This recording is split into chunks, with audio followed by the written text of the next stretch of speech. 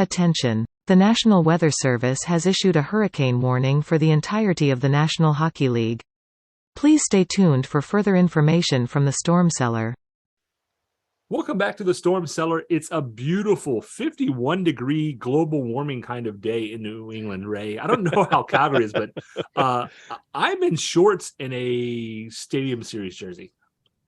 I love the Stadium Series jersey, by the way. It's a nice look, and I the numbering turned me around on that. As far as weather here in Calgary, we dropped into a bit of a colder snap, not the minus 30s that we can get sometime, minus 18 Celsius right now. So it's, the Hardy Bunch, get out there and enjoy it. Like, I can get out there and it's not a bad thing, but and a fresh snowfall too. So nice little blanket of snow makes things look very nice. You know what looks really nice though, Brad? It is the storm cellar when we have guests joining us. Love that. How's that for a segue? That's right? My favorite.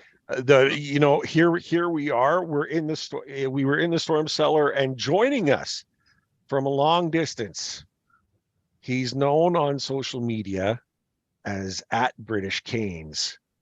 Colin Hayward. Colin, thanks for pulling up a chair and joining us here this morning. How you doing? Great. Thank you. And we've got a massive 52 degrees here in Carey today, and but we've got a suitably very grey and British day, so it's making me feel at home, and I can see flocks and flocks of. Thank you. You're making me looking after me well. And we've got flocks and flocks of seagulls, which obviously relates nicely to my soccer team outside. So that's fantastic. There we go. Well, look, now that we've got you in here, and let's start out the way we always start out. The storm cellar is. You're gonna have to edit that. No, I'm gonna leave it in. We were talking about your Stormcast. Hi, Bailey. Hi, Kat. Hi, Grandpa. They're the Surge Cast, though. Close enough.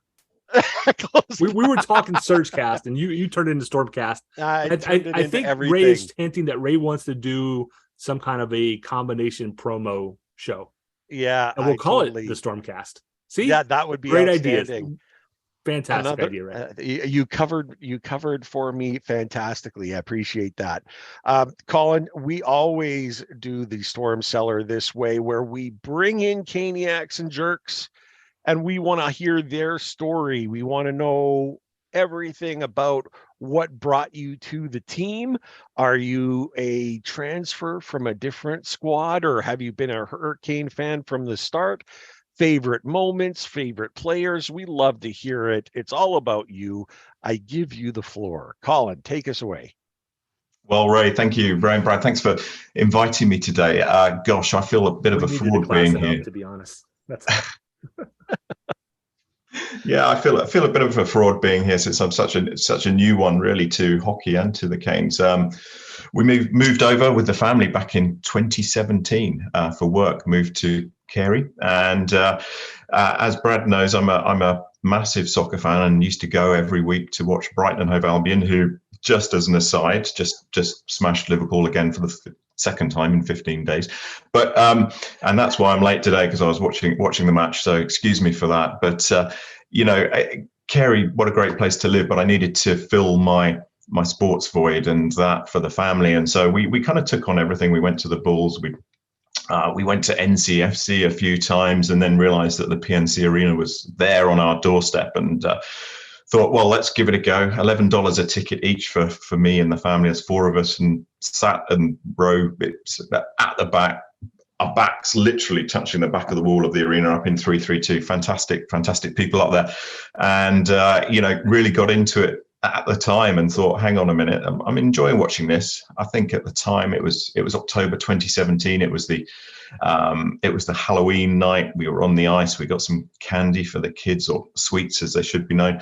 And, we went down, and it was like felt welcome from the moment we stepped into the PNC, honestly. And all the people around me getting annoyed of me asking all the questions of what does that mean? What does icing mean? I'm still not sure I know what icing means, but everything else is becoming clearer, to be honest. It's easier than offsides. I mean, let's be honest. Yeah, no kidding. But not as complicated as goalie interference, which is still a very new one for me, and it seems to depend on which team is called on the goalie interference, I think. And that's another 50,000 fine for Rod there. And anyway, well, going on, we were pretty much underdogs all the time. We were pretty awful, so not unlike my soccer team most of the time, to be honest. There was one young Finnish lad in the team who was clearly head and shoulders above everyone else, a guy called Sebastian, who was there. And, I was concerned we were going to lose him, because that's what happens in the UK in soccer. Big clubs come and steal your great players, right? But slowly building. And, we persisted. We got season tickets for the next season. We moved and edged slowly closer to the ice as we could see their faces and actually see the ice as well, which was good. I still can't see the puck most of the time, even when we slow-mo on the scoreboard, but and that's really how we got hooked, and we started going every week, and I guess the rest is history. We had a big interruption with COVID, of course, and so it's just great to be back there again. With the whole family. We were there Friday night. We stayed until the end. Unlike many others, maybe we can talk about that in a little while, and just get attached to this fantastic group of players, and the attitude of the club, I think, just resonates. The attitude of the team, you can see the joy on the players' faces when they're playing well and enjoying themselves, and I think that's really where we got bought in. I think the club looks after you. The season ticket members, a big shout out to Jen Ball, who was our season ticket contact originally. I think she's now a realtor somewhere. She got us involved heavily. She'd contact us. She got us down on the bench for one of the warm-ups, which was a fantastic experience, wearing the helmet. Having Rod stand behind you, chewing gum in a warm-up was quite an intimidating experience, I can tell you that. Wow. How that man doesn't bite his cheek or his tongue when he chews gum ferociously. It's incredible. And at that time, there were two players who came over and actually said hello. There's a guy, Eddie Joel Edmondson. He came and fist pumped us all. The rest were very focused. And there was a young Russian lad called Andrei Svechnikov, who also came over and just carefully left a warm-up puck in front of us to take home as well. And so, never heard of him. No, young guy, not very popular, not well known in the club, I don't think. But well, I think that's how our sort of our love affair with Andre came on, because he just seems such a genuinely fantastic fellow, someone who works hard at his game, tough, plays hard. You see him working after the match and shooting when he's missed a couple of chances, and I'm sure he's working on that right now, and I'm sure that's eating him inside. But he just seems a great guy. And so from then on, we went to our first away game, which again, hockey doesn't seem to have sort of traveling support so much. Obviously, we get a lot of the East Coast guys come down and leave unhappily from our stadium. Big shout out to the Pittsburgh guys behind me who were telling me Stahl was terrible and sucked, who just before he scored the winner, I turned around to remind them they seemed to have left early as well. So I couldn't bring that up. Well, we went to Colorado. We took our Swiss flag to try and get a puck from Nino. We were waving it frantically, my daughter, waving that frantically at Nino. And we managed to get a warm-up puck and as well a player's puck, an in-play puck that went into the bench. And thanks to Doug Bennett for looking behind to see where the Canes fans were and chucking that over to us. I'm sure we'd have got a hat trick were we actually to have won that game, but unfortunately it wasn't to be. But that was a great away experience over in Denver. So all of those experiences just show what a great club, great fan base. We have a great time whenever we go, and looking forward to the game this afternoon against some team from up north. Yeah. Yeah, we're going to be getting into that too. Colin, what a great. See, now we've always said a lot of people sometimes they worry they talk about bandwagon fans and stuff. And I've said it thousands of times. Everyone is a bandwagon fan at one point or another, but your experience getting on board right from the start is sensational. To have that type of interaction with the team immediately and to get the feel of the culture that has been created, that's what appeals to a lot of people. It doesn't even have to be the players themselves, it's the culture that this team has grown thanks to Rod. And I do see how hard he chews that gum. My goodness, I can't imagine. And look, he would be intimidating just meeting in general, never mind, pacing behind you. I mean, that would be something. What a great experience. It feels like somebody I feel like Rod's more intimidating now that he's older than he was as a player. I don't know why, but like Ron Francis used to scare me. Not scare me, but like Ron Francis is an intimidating dude because he's just so reserved and quiet, and it's Ron Francis, right? Yeah. And I've met Brenda Moore, and he feels more approachable when he was younger, and I don't know why. But now that he's a coach, it's like that's like and his accomplishments too, right? It's like that's like the Rod Brenda Moore, because when I met him, he wasn't quite yet, cup champion, captain, coach, should be in the Hall of Famer, right? And I wanted to put out too, Colin. You mentioned the culture and the fans, and Ray likes cross-pollination between sports. I've started watching EPL soccer just in the last couple of years, and I'm a Crystal Palace fan. Oh, yeah. So we're on opposite sides of the pitch here, but coming from somebody who grew up in that environment, like going to EPL games, just watching Crystal Palace on TV, you can feel the energy. And you can feel one of my goals is whenever our family makes it over to England, it's going to revolve around me getting tickets to a match, which is probably easier said than done. But that's on my bucket list, right? But playoff games in Raleigh, like that's got to be at least approaching that level of like fever and like just raw emotion and energy. I would just suspect that you get the feeling when you're in an EPL stadium. Yeah, look, obviously they're the team that cannot be named for me. We're arch rivals back from Wilf is out 6 weeks. We're not going to be we may not be in the Premiership. Well, he always scores against us. He'll probably just come on from his sickbed just to score against us and win 1-0. But I like to call them Croydon FC. I can't say the word CP at all. It's interesting that the capitals have CP in them as well. That's all I'm saying. But they are. Gosh, that kind of hurts. Oh yeah. Unlike, don't get me started on the Capitals and why they use a hockey stick for the T. That really annoys me. But anyway, at least the Croydon club is authentic. It is genuinely a club. I actually even have friends who support them, although we obviously have a healthy rivalry, and some of that atmosphere that you get, particularly at the derby games, is kind of unrivaled, and that edginess that I remember it always used to be Boxing Day, which again translated as the day after Christmas in the UK, and always used to be the big derby match, and we had some as a kid going along to those games, and that atmosphere was frenzy, and just feeling that touch paper when we got to the playoffs for the first time in a long time, and feeling the noise in the PNC and the emotion in the PNC, that was fabulous. I've always said it's a crazy experience. I have not been lucky enough to be in the barn when they're playing in the playoffs. I have to watch it from home, sadly. But they say it's the loudest building in the playoffs. 2006 proved it, and every time that they are in it, especially game sevens, man, that crowd can just explode. Just blow the roof off, and it's awesome. Everything about it. It's Spinal Tap in the playoffs, right? It really is. Like they turn it up to 11. Yeah, because that's one more. But it's not really 11. It's like a 19, right? It's yeah.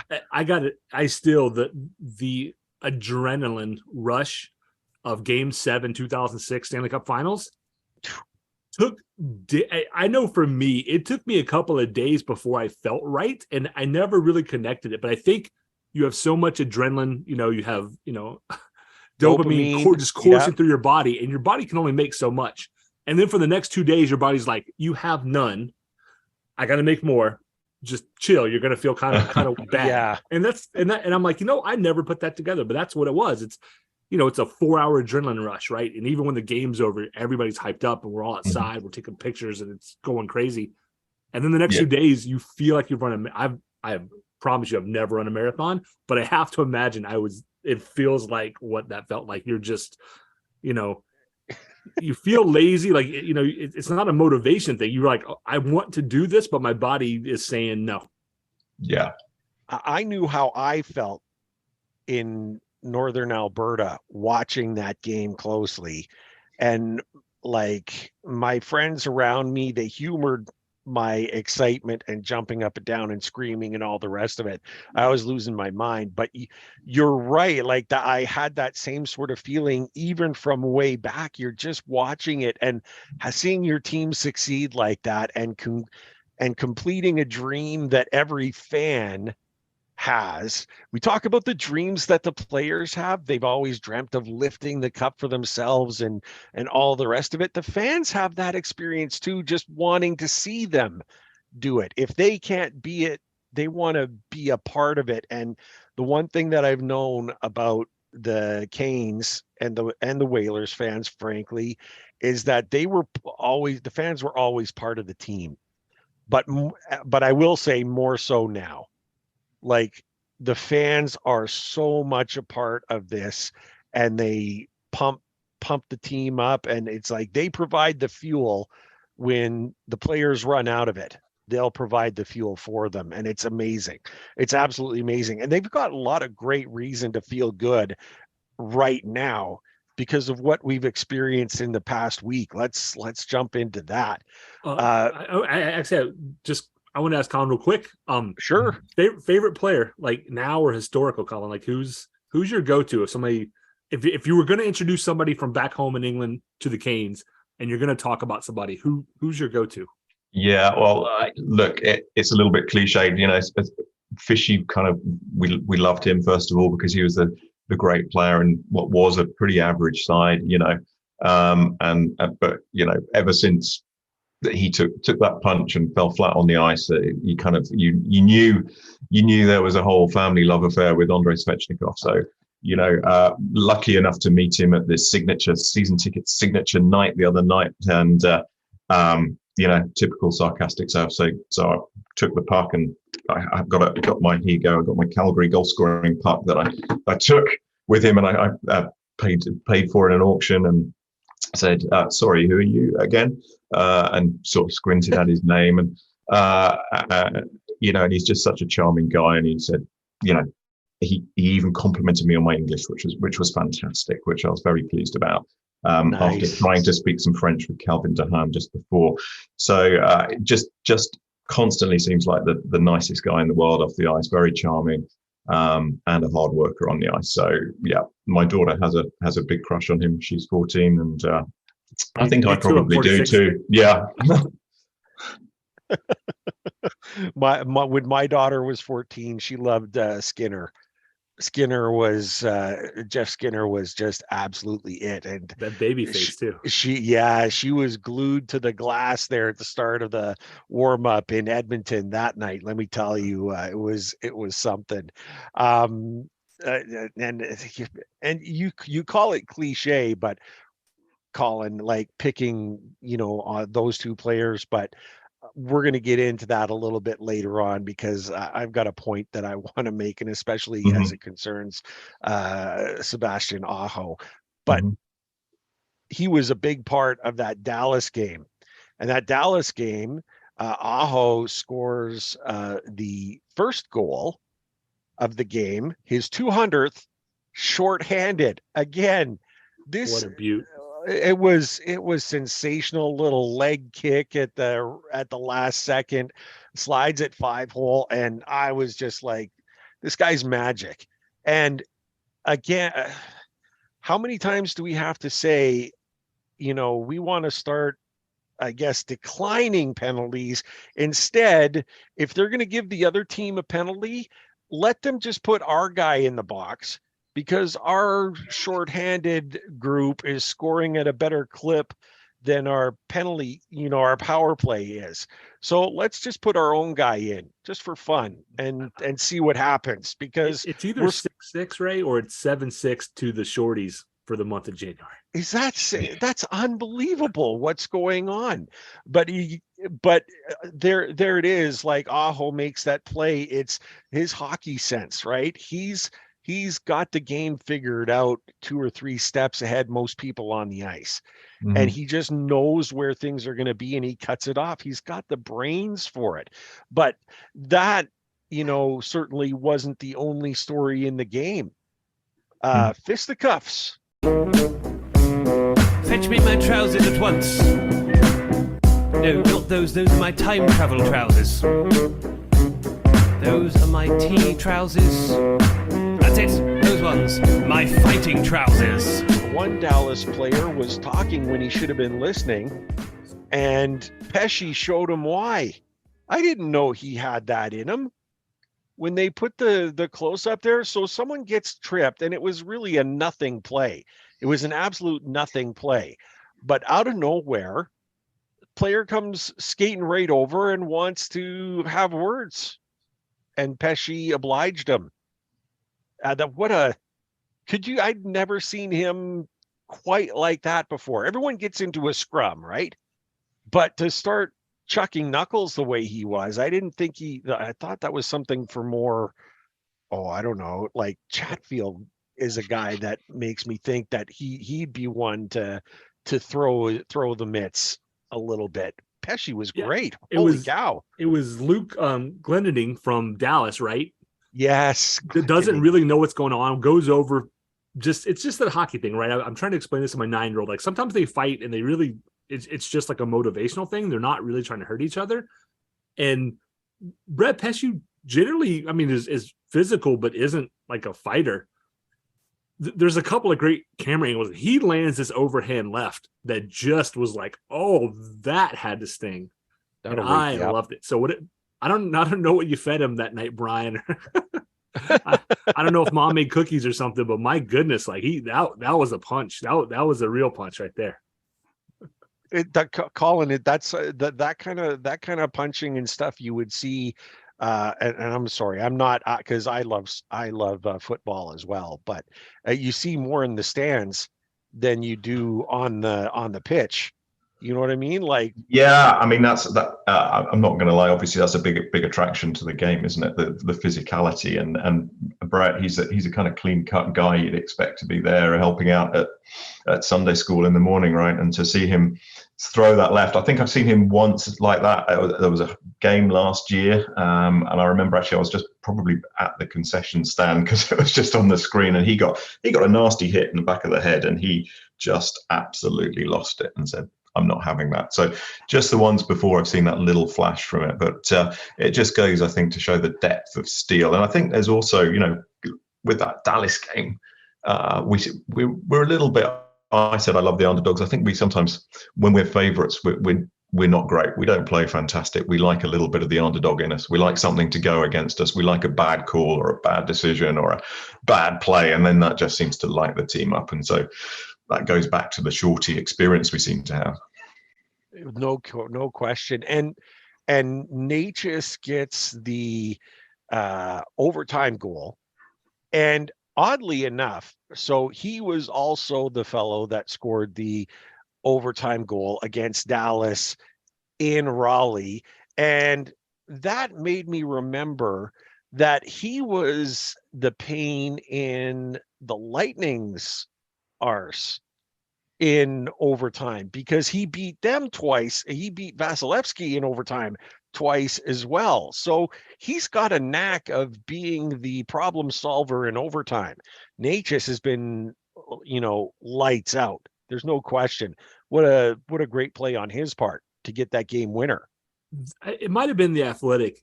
Necas has, I think it's 21 goals on the season, and 18 of them, I think, are game-tying, game-winning, or OT goals. It's crazy. I was like, there's no way. But is that serious? It's a lot. I'll try and find the article to confirm that what I read, but it was like all like 18 of his goals are like important goals. Wow. And then, as I kind of said that night, I said, at least as far as Necas goes, you can't spell Dallas without 2 big L's. Hi-ho! Ladies and gentlemen, give it up for Brad. No, look here. This is the one thing that I want to, we talked about it earlier. And I said this to Brad in the text. Brad and I text all the time during games. Can we start now giving Sebastian Aho the proper praise that he deserves? He is the best player on this team. I said it before, and it shocked Brad a little bit, that I think of Aho now as Francis was. Mm-hmm. He is a 200-foot player that is a leader, that thinks the game well. He's a little faster than Francis was, make no mistake about that. But he's sensational, and everyone kind of goes, the cliche to like him, or they go do even worse and say that that Carolina doesn't have any superstars. I'm sorry, Aho is a superstar. He plays the game faster and more consistently than anyone on this team. And I know that Necas should have been an all-star. Svechnikov was selected because he had a great start. He's kind of been missing.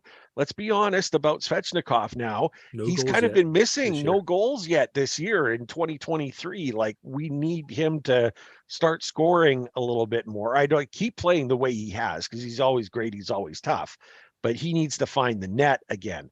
But Aho has been like dragging this team across the finish line. You know what I mean? To win games, important games, even when it's just one singular shift that you need to change the game when you're down. He's the one that you can put on the ice and you're going to get that. I mean, you get that also from Stahl as well in the third line. I understand them too. But Aho is an all-star. Aho's an all-star and the best player on this team. And I don't know how else to say it. We need to start showing him a little bit of respect. We can look at the OT goal from Necas and the game tying goal from Necas against the Sharks. Yeah. That doesn't happen if Aho doesn't go 180 feet and net that third goal. Yeah. Let's move to the Sharks game. What Colin, what you were your season ticket holder, you were there for it, were you not? Yeah, I was at that game. It was fantastic win. It looked like we were a little bit lackluster, honestly, for the first until the last 1.5 minutes, to be honest. It looked like the team, I think it's difficult to say this, but it looked like a team that felt they should be winning the game. And if you drop 0.5% in this sport, you're going to lose, and they weren't quite with it. They weren't with it at all. And but what excitement at the end, and that atmosphere to look across and see my entire family absolutely screaming when Marty put that overtime goal in was fantastic.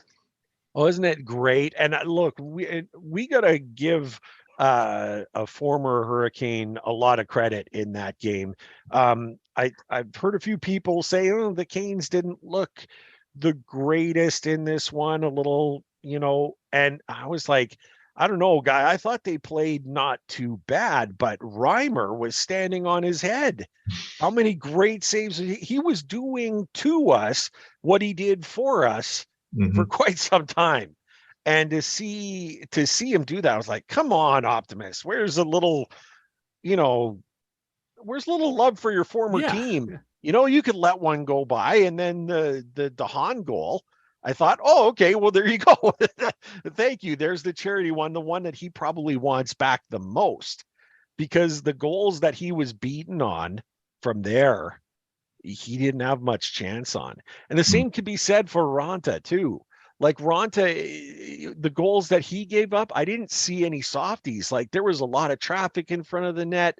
I mean, the Sharks brought their A game. Make no mistake about that.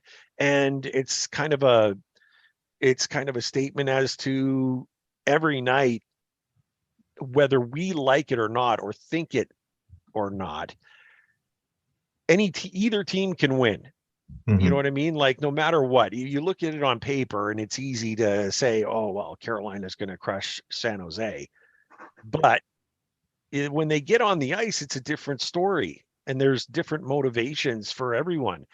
And that Aho goal after the empty netter. So the empty netter goes and the fans start to leave.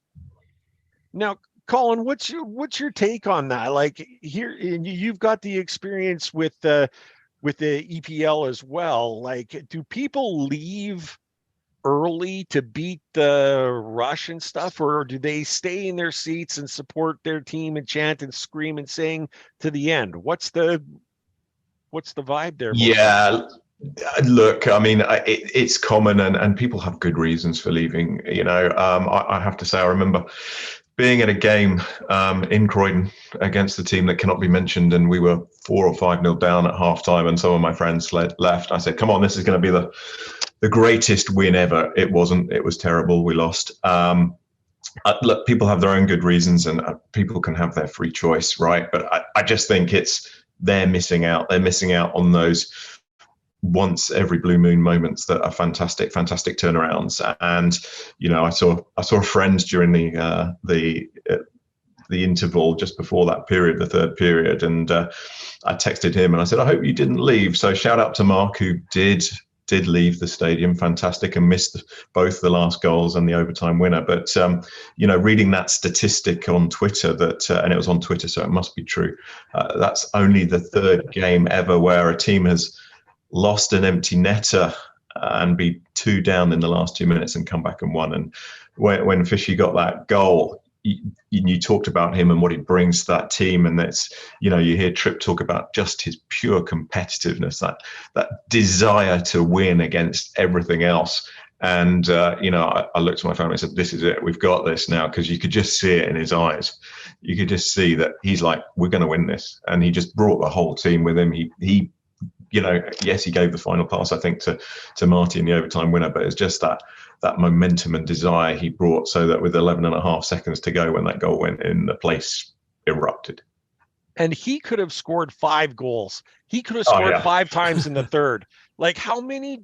Like he scored the bookends there between the Sharks who got out to that 2-goal lead. He had the bookends around it, but he had so many chances in close, breakaway on Reimer that Reimer robbed him of.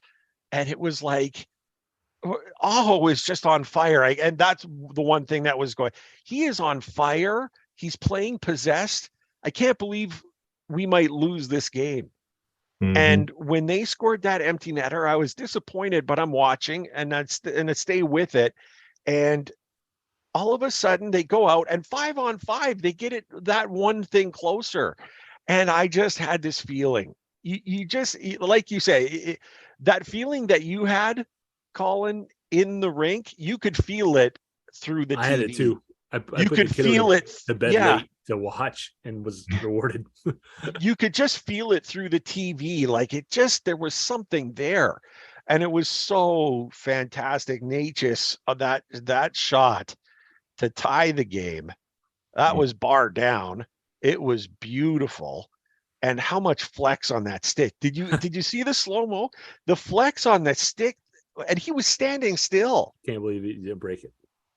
It was unreal. And then how about the overtime, which Ronta made a couple of big saves in that one too. Mm-hmm. Like that was back and forth excitement. A lot of people don't like the 3-on-3 kind of gimmicky. They wish, you know, whatever. I don't know. Like, and I'm kind of one like, you know, 3-on-3. I'm glad they don't do that in the playoffs.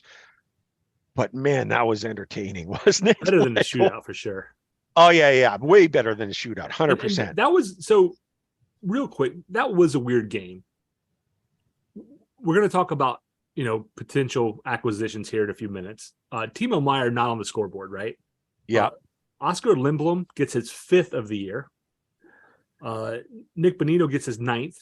Eismont gets his 2nd, and Ferraro gets his 3rd. It's not like these are top end. There's no 10 goal scorers among that group, right? These are all guys who don't score very much, but found it on the Canes. And then going back to Aho, Dahan, I was glad to see him get his 2nd. He opens the scoring. Then, like you said, Aho bookends it. And yeah, sometimes I always go back to that Calgary OT game from last year where it's like Aho gets the puck and you just see the way his body moves and you go, oh, he's decided to play hockey and he's just going to score. And he scores. Let's see, let me do math here. 15 seconds after the empty netter. It took him 15 seconds to go down the ice and put one in to set up Marty Necas, less than a minute and a half later. And then 55 seconds in OT, bing, bang, boom. I'm with Colin. Like, when it comes to fans leaving early, I never do. And that's mostly because of games like this.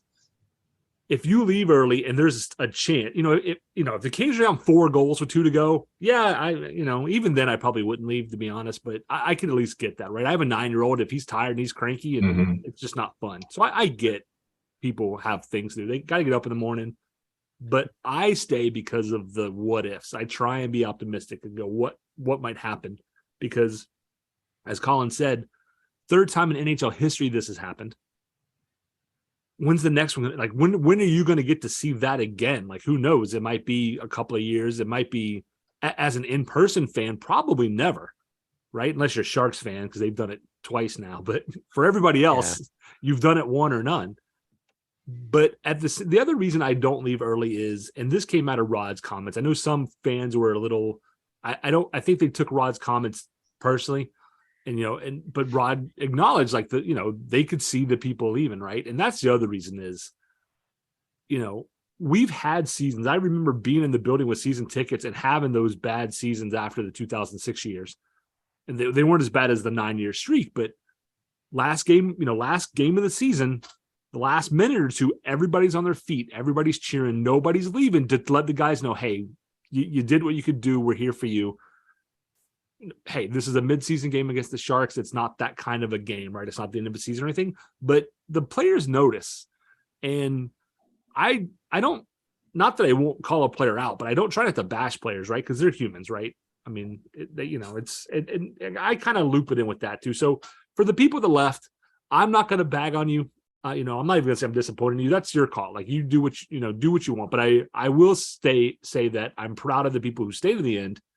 Whether it's for selfish reasons like me, I just don't want to miss an amazing comeback like this, or for the people who are like, you know what, the players are playing 60 minutes of hockey, I'm going to stay for 60 minutes of hockey. It's gatekeeping either way, right? It's potentially gatekeeping, and like Colin said, you still consider yourself a newer fan after 5 years. I would say at this point, no, you can drop the new fan label, but 100% you can. It's one of those things like. What other people do shouldn't affect us directly if it's something as innocuous as like leaving the game early, because people got reasons. Yeah. But they missed out. We feel we got an assist that night, right? Yeah, 100%. An assist as a fan. We got an assist. The Canes traditionally have played a lot better at PNC, and there's no doubt in my mind that has to do with the energy of the fans. Okay, so Brad, do you remember watching Bad News Bears? Oh my gosh, yes, but. Okay, because it's not a core memory. So what I will tell you is what I do at the end of games. It comes straight from the Bad News Bears movie. Okay, when I see people start leaving, I'm sorry, I'm one of those guys. I stand up and I throw my hands out and I say, "But the game's not over yet." And you remember in Bad News Bears, the little minor league, little league players were playing in the Astrodome in Houston and stuff, and it was a little gimmicky thing, and they thought they were playing their game, and then they said it's time for the little kids to leave so the men can play, and this one kid took the ball and he said, no, the game's not over yet, and he starts running around everywhere, and that's me.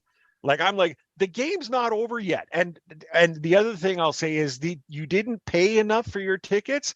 Look, a trip to the arena, honestly, is not cheap anymore. It's not like you pay a lot of money to get good seats. And for me, I want to see everything. And it doesn't make me a better fan. It doesn't make me whatever, because I take my lumps too. If it's like, and I've got friends that say, Raymond, you wouldn't stay for an 8-0 game. And I'm like, no, I probably would. I would. So I was at the 8-0 game. How bad was that?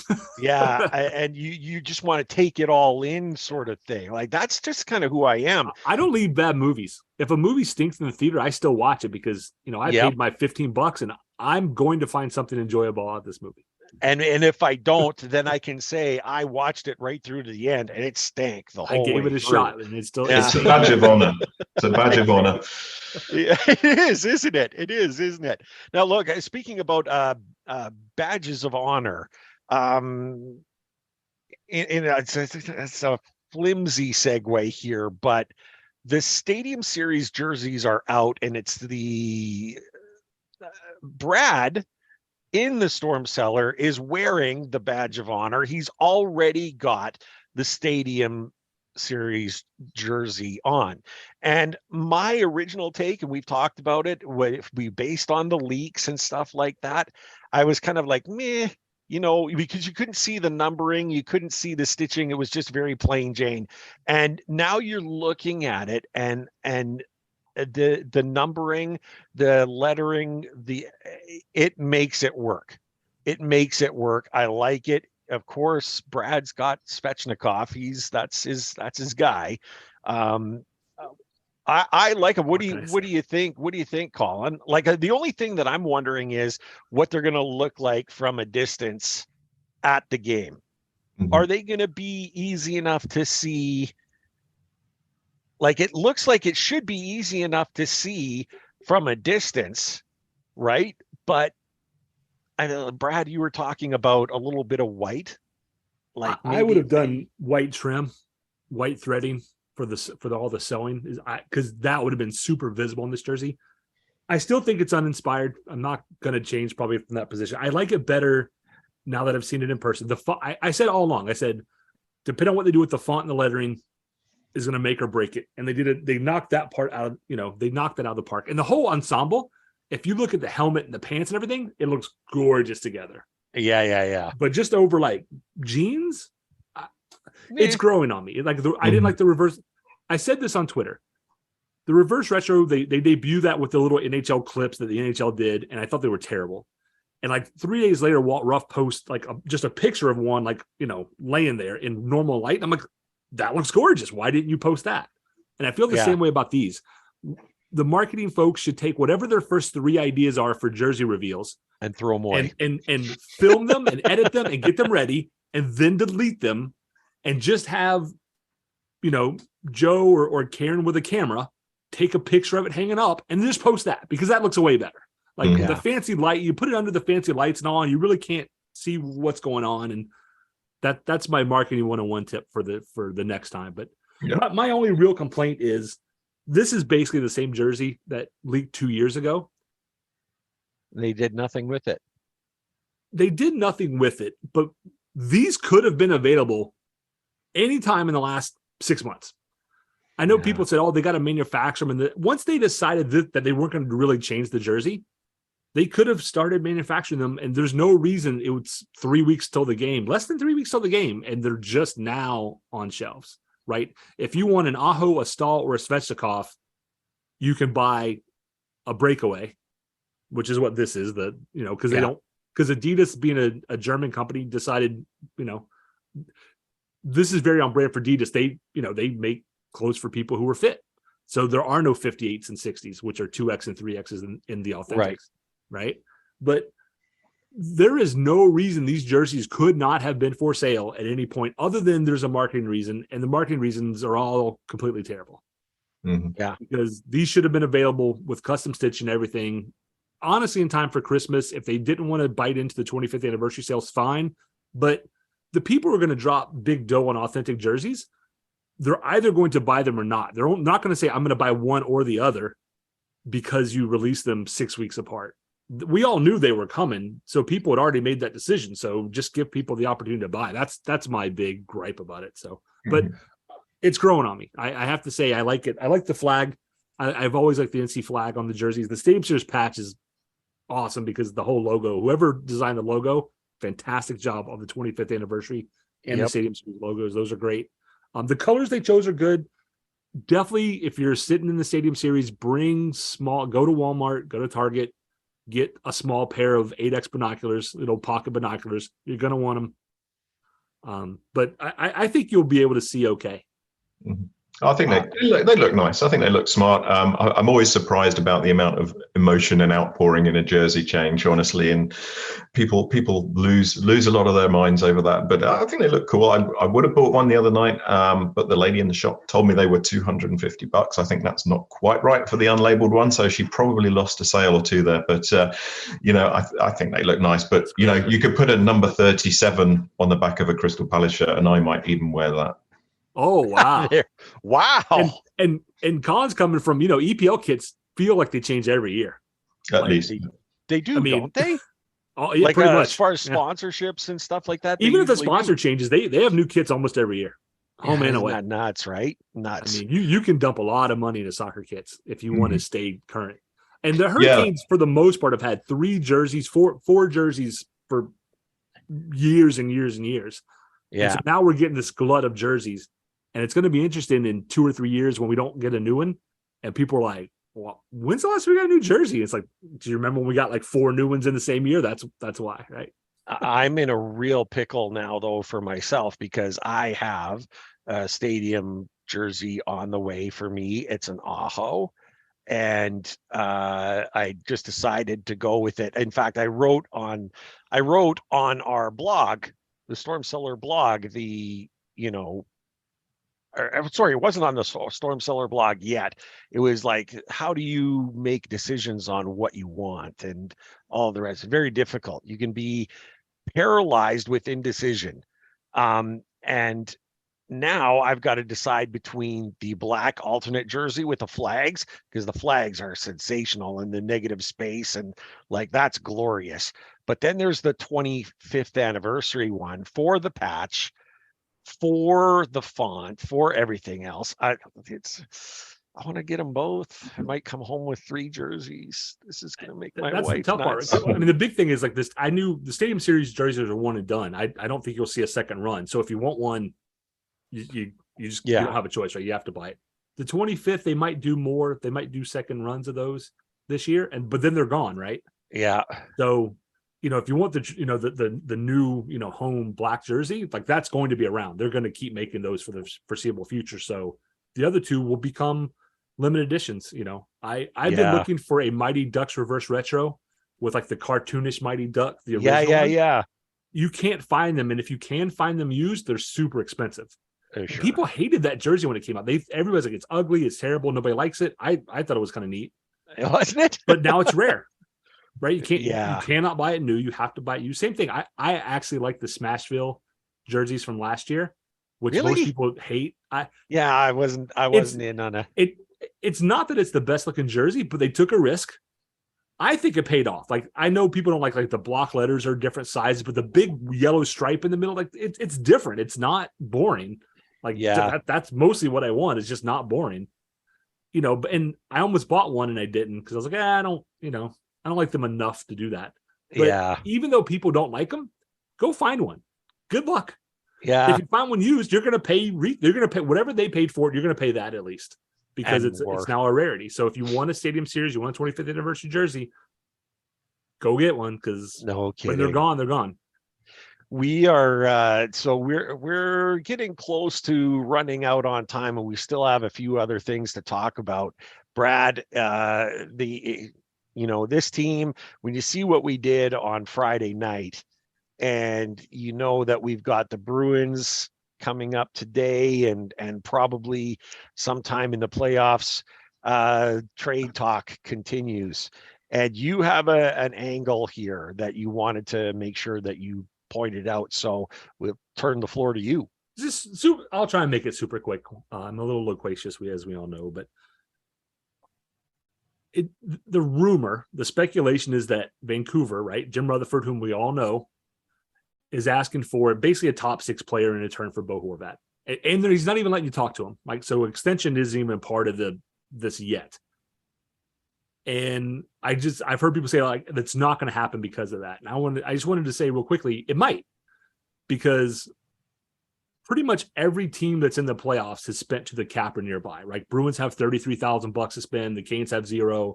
You can go down the list, which means you're only playing with LTIR money. So the only people that can afford Horvat are teams like the Hurricanes, which are one of the very few, and the non-playoff teams. And the non-playoff teams aren't going to acquire Horvat because they can wait 3 months and get him for free if he doesn't sign anywhere.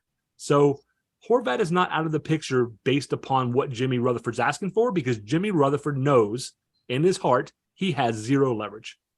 He will either lose Horvat or he'll take whatever compensation is offered, because the pool of teams who can sign Horvat, who have the room, is like 5 teams.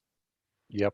And of those 5 teams, like, 2 or 3 of them are playoff teams. So his potential suitors is a teeny tiny group. He's trying to fake it and play from a position of power, but it ain't it. Yeah. Meier, I'm glad Timo didn't score against us the other night, because that guy can go off. Yes, B, he can. I'm glad the game went the way it did, right? The Sharks were up. I'm sure he was feeling good most of the game. Then the Hurricanes come back, bing, bang, boom. The game is over. You lose having been up by 2 goals with 2 minutes to go. And to hear the fans and to feel the electricity. And I still think a long-term contract with Meier would be maybe the best option for us right now.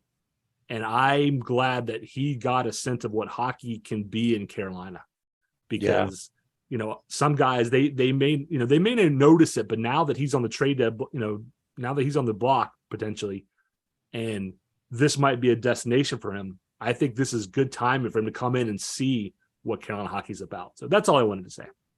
Colin, I wouldn't rule out Horvat. I don't think it's a done deal. I don't think we're going to pick him up, but the fact that Jimmy Rutherford is asking too much is irrelevant, because Jim's not going to get it. Yeah. What's your take, Colin? Yeah, sorry, I was just on a text message there arranging my lift for this afternoon's game, actually. But I don't know. I'm very partisan still with my hockey. I haven't really know too much about any other players except when they have a great performance against us. But what I'm sort of most concerned about is the chemistry and bringing somebody in who hits the ground running, who's got that Rod mentality, who's going to run through walls for the team, whether they're put in the 4th line or the 1st line. And I think that's the most important thing, to be honest. And so, I suspect what we'll see is somebody we would go, and raise our eyebrows out, and we think, is that the kind of person that we wanted in? A little bit like maybe the season that Nason's having under Rod, scoring well, playing hard. And I think we'd be surprised it'll probably be someone that we haven't put a name to. Would surprise me at all. And I love the fact you brought up team chemistry. I don't think Don Waddell is going to wait till the trade deadline if he can help it, because what we need is power play help, and that takes time. And so I think Don's going to look to make a move as soon as one becomes available, if it's the right move.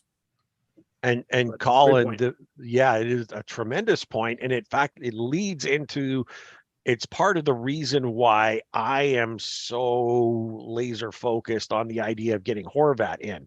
Bo Horvat fits the identity and chemistry of this team. He is a work ethic guy.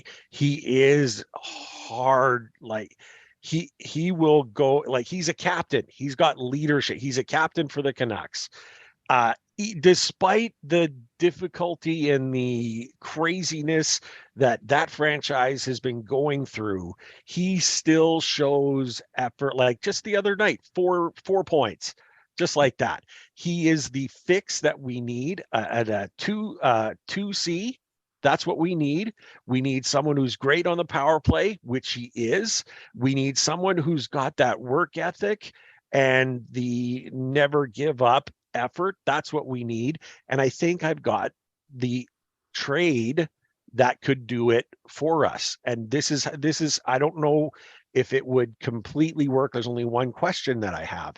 If Rutherford is saying, no, you cannot speak to him as far as long-term deals.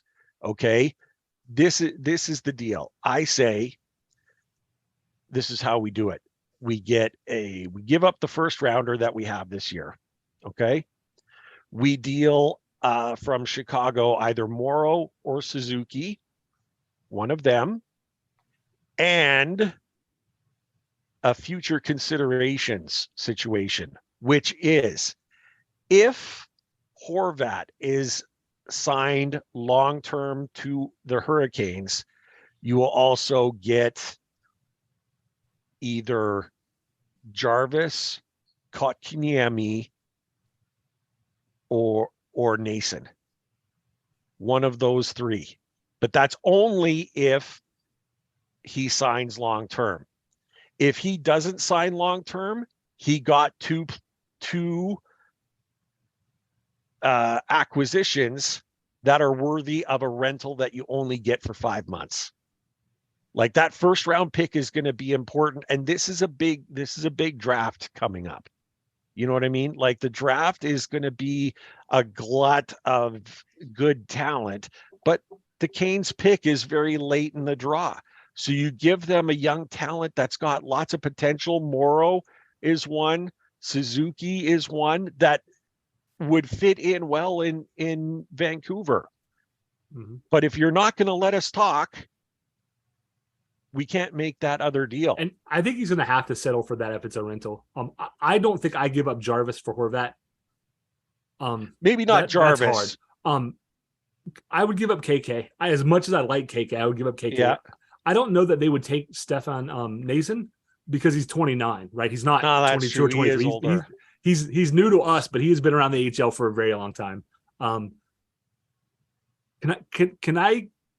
I trade Paul Stastny? Because he's technically been playing 2C. That's a top 6 guy, right?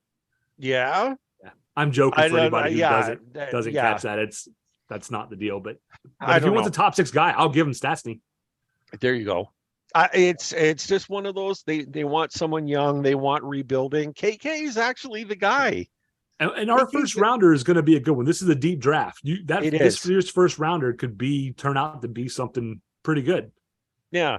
I mean, so just a flyer just a flyer that I'm throwing out there. I mean, Jim Rutherford, you have to say the way he's been behaving of late and what he did with Bruce Boudreau, you wonder if his wits are about him, because honestly, what has happened in Vancouver has been tragic, and it's a dumpster fire. It is. It's crazy about what's going on over there, and the players are suffering, but Horvat's got a chip on his shoulder because he's been mistreated. And if you want a guy to come to you, it's a guy with a chip on his shoulder for the way he's been treated. He's going to want to show to Vancouver and Jim Rutherford exactly what he gave up on. And he's going to go lights out. And in the work ethic and the culture that Rod has developed here, let me tell you, he's the great fit. He's the one that I really, really want, and I think it's attainable. It's not as out of reach as we might think. I agree. Bruins this afternoon. Bruins. This is the heavyweight battle, right? It's funny number that one comes versus number 2 in the whole league. This is so great, and it's funny that it comes up on the same day as the NFL, championship, weekends and stuff, right? Like the big games and football going on, the heavyweights are playing there. It seems fitting that this one is going on. What are you expecting out of the Bruins? They lost last night. They now have officially their first losing streak, and they're coming in to PNC. They're coming into our barn. Colin's going to be there raising Cane, and it's going to be awesome.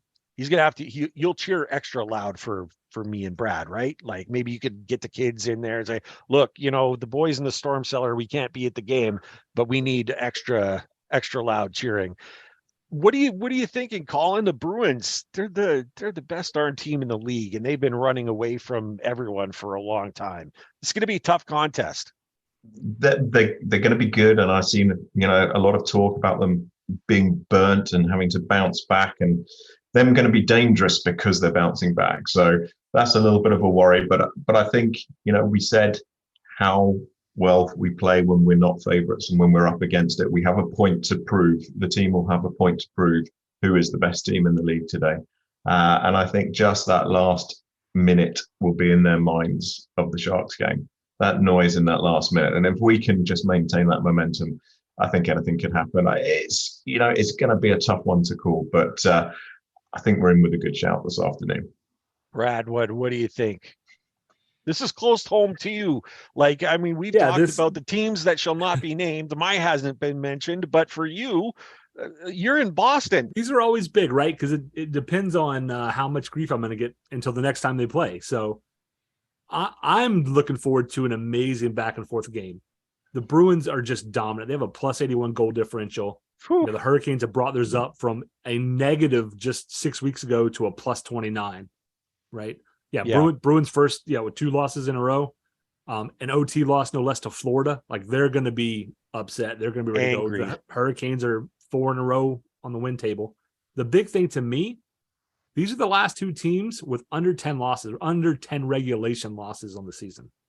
The Bruins have only lost 6 games in regulation. The Hurricanes have only lost 9.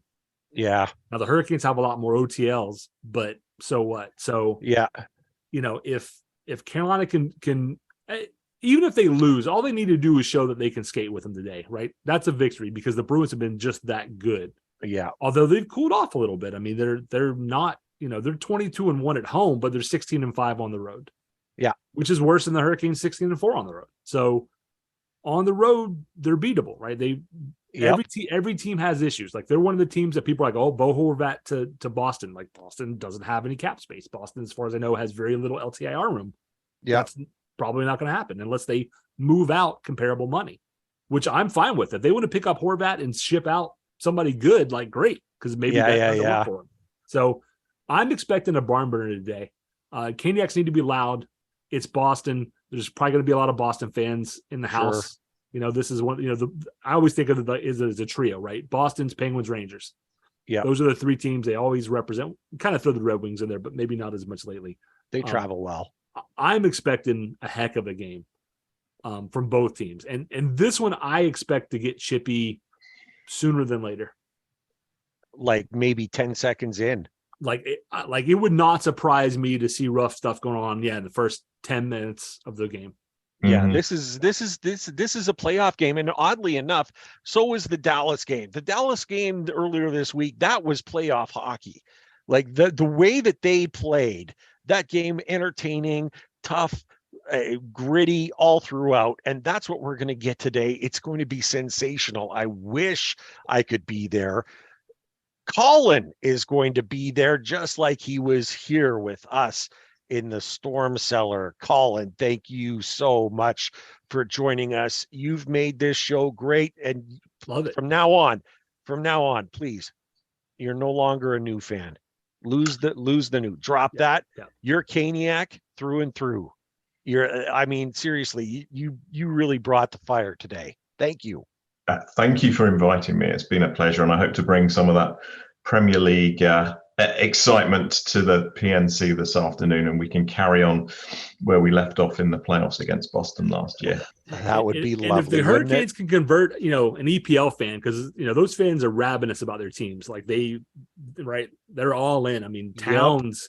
Yep. It certainly feels like the documentaries and things I've seen. Town life revolves around the local club at some levels, right? Not the bigger cities, but certainly the smaller teams. So to convert somebody who's now, into hockey and specifically Hurricanes hockey, I think is fantastic. So it was awesome to hear and get your thoughts on things, because that's what we're about. That's the fun, right?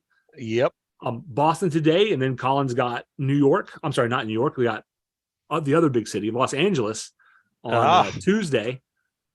Buffalo away on Wednesday, and then the All-Star break off. Yeah.